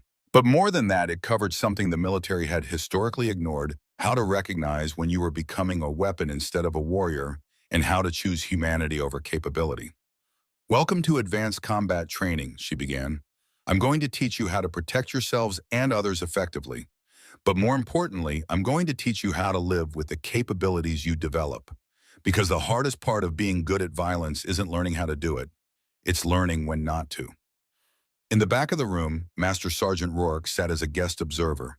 62 years old, 40 years of service, preparing for retirement, but wanting to see Kira's first class. A female recruit raised her hand. Ma'am, the other instructors say you took down a 4-star general in 5 seconds. Is that true? Kira paused, considering how to answer. What's true is that I was placed in a situation where I had to defend myself against someone who should have known better. What's also true is that I had the capability to permanently injure or kill him, and I chose not to. That choice, that restraint, is what I'm here to teach you. So size and rank don't matter in a fight. They matter, but they don't determine outcome. Discipline determines outcome. Training determines outcome. And most importantly, your willingness to use only the force necessary determines whether you're a professional or just someone who knows how to hurt people. She moved through the classroom, making eye contact with each student.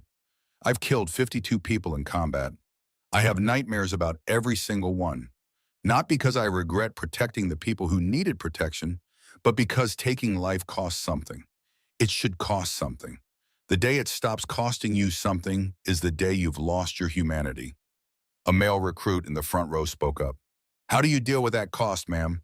Honestly, I'm still learning. That's why I'm teaching instead of operating.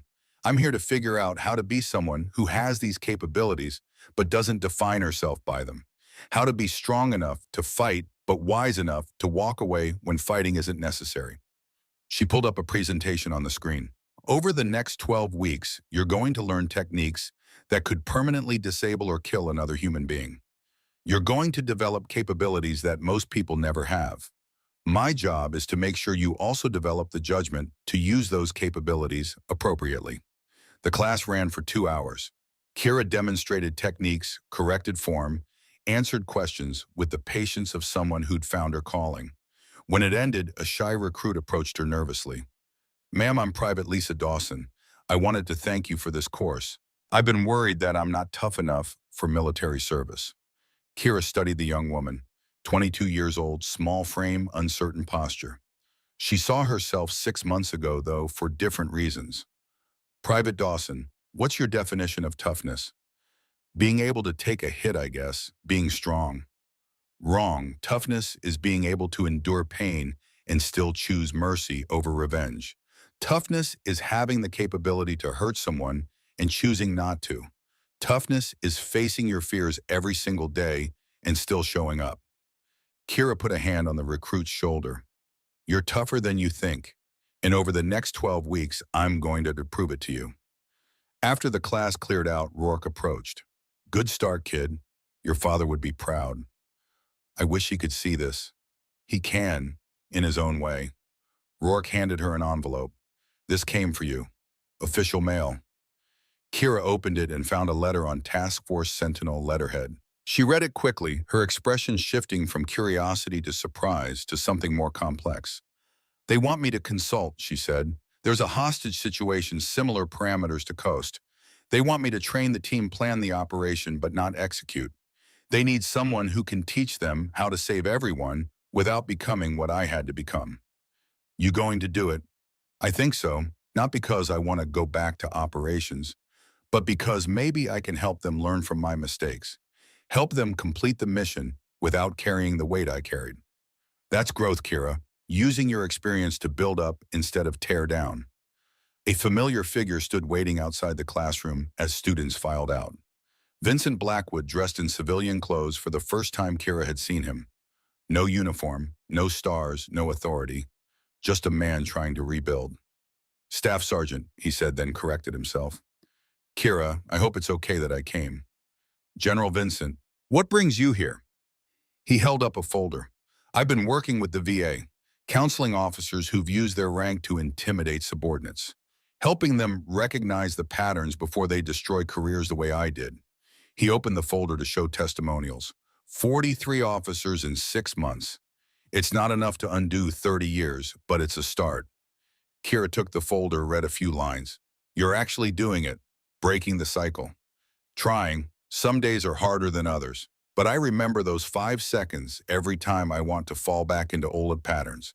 Remember what it felt like to be helpless. He paused. I also wanted to thank you for not killing me when you could have. I was trying not to be a weapon anymore.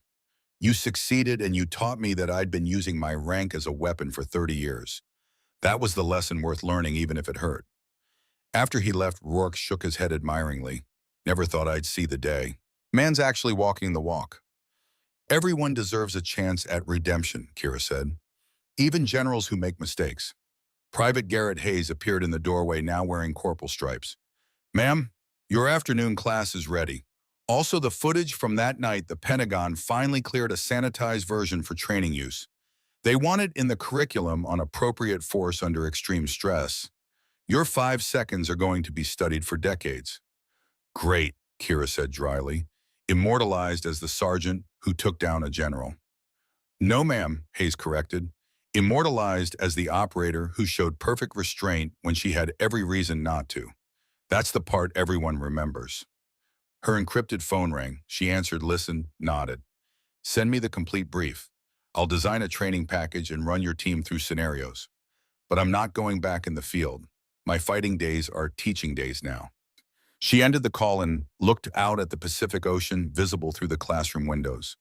The same ocean that had provided soundtrack to her 95 days of hiding. The same waves that had crashed while she pretended to be weak so she could heal from being too strong. You know what's strange, she said to Rourke. I spent 95 days learning to be weak. Took 5 seconds of defending myself to remember I never was. But the real lesson came after. Learning that being strong doesn't mean always using your strength. It means knowing when to hold back. That's wisdom, kid. Hard-earned, but wisdom nonetheless. General Blackwood learned it too. Different lesson, same conclusion. Control matters more than capability. She gathered her teaching materials, preparing for the afternoon session. As she moved toward the door, she paused and looked back at the classroom. This was her compound now. Not filled with hostiles and civilians hiding in terror, but with students learning to be warriors who chose when to fight. This was her 18 minutes stretched out over 12-week increments, teaching the next generation that the most dangerous person in any room was the one who knew when to walk away. Her phone buzzed with a message. It was from an unknown number, but the message was clear. Amara here. I am 17 now. I study to be doctor. I help people like you helped us. Thank you for teaching me that strength means protecting others even when it costs you everything. You are still in my prayers. Kira saved the message and walked out into the California sunshine, ready for whatever came next, knowing that she'd finally found the balance between weapon and warrior, between capability and humanity. She wasn't hiding anymore. She wasn't running. She was exactly where she was supposed to be, teaching others the lesson she'd learned the hardest way possible, that the greatest weapon wasn't violence, but the wisdom to choose when violence was truly necessary. And in those choices, made every day by every soldier she taught, was the redemption she'd been seeking since Coast Province. Not in forgetting what she'd done, but in ensuring that future operators learned to carry the burden with more grace than she had. The past couldn't be changed. 52 lives couldn't be returned.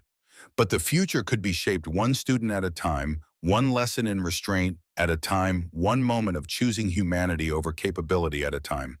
That was the mission now. And unlike Coast Province, this was a mission with no end date, no extraction timeline, no moment where success was measured in bodies and rescued civilians. This mission was measured in warriors who learned to be more than weapons. In operators who understood that true strength was choosing not to fight. In the next generation, carrying forward the hard lessons so they didn't have to learn them the way she did.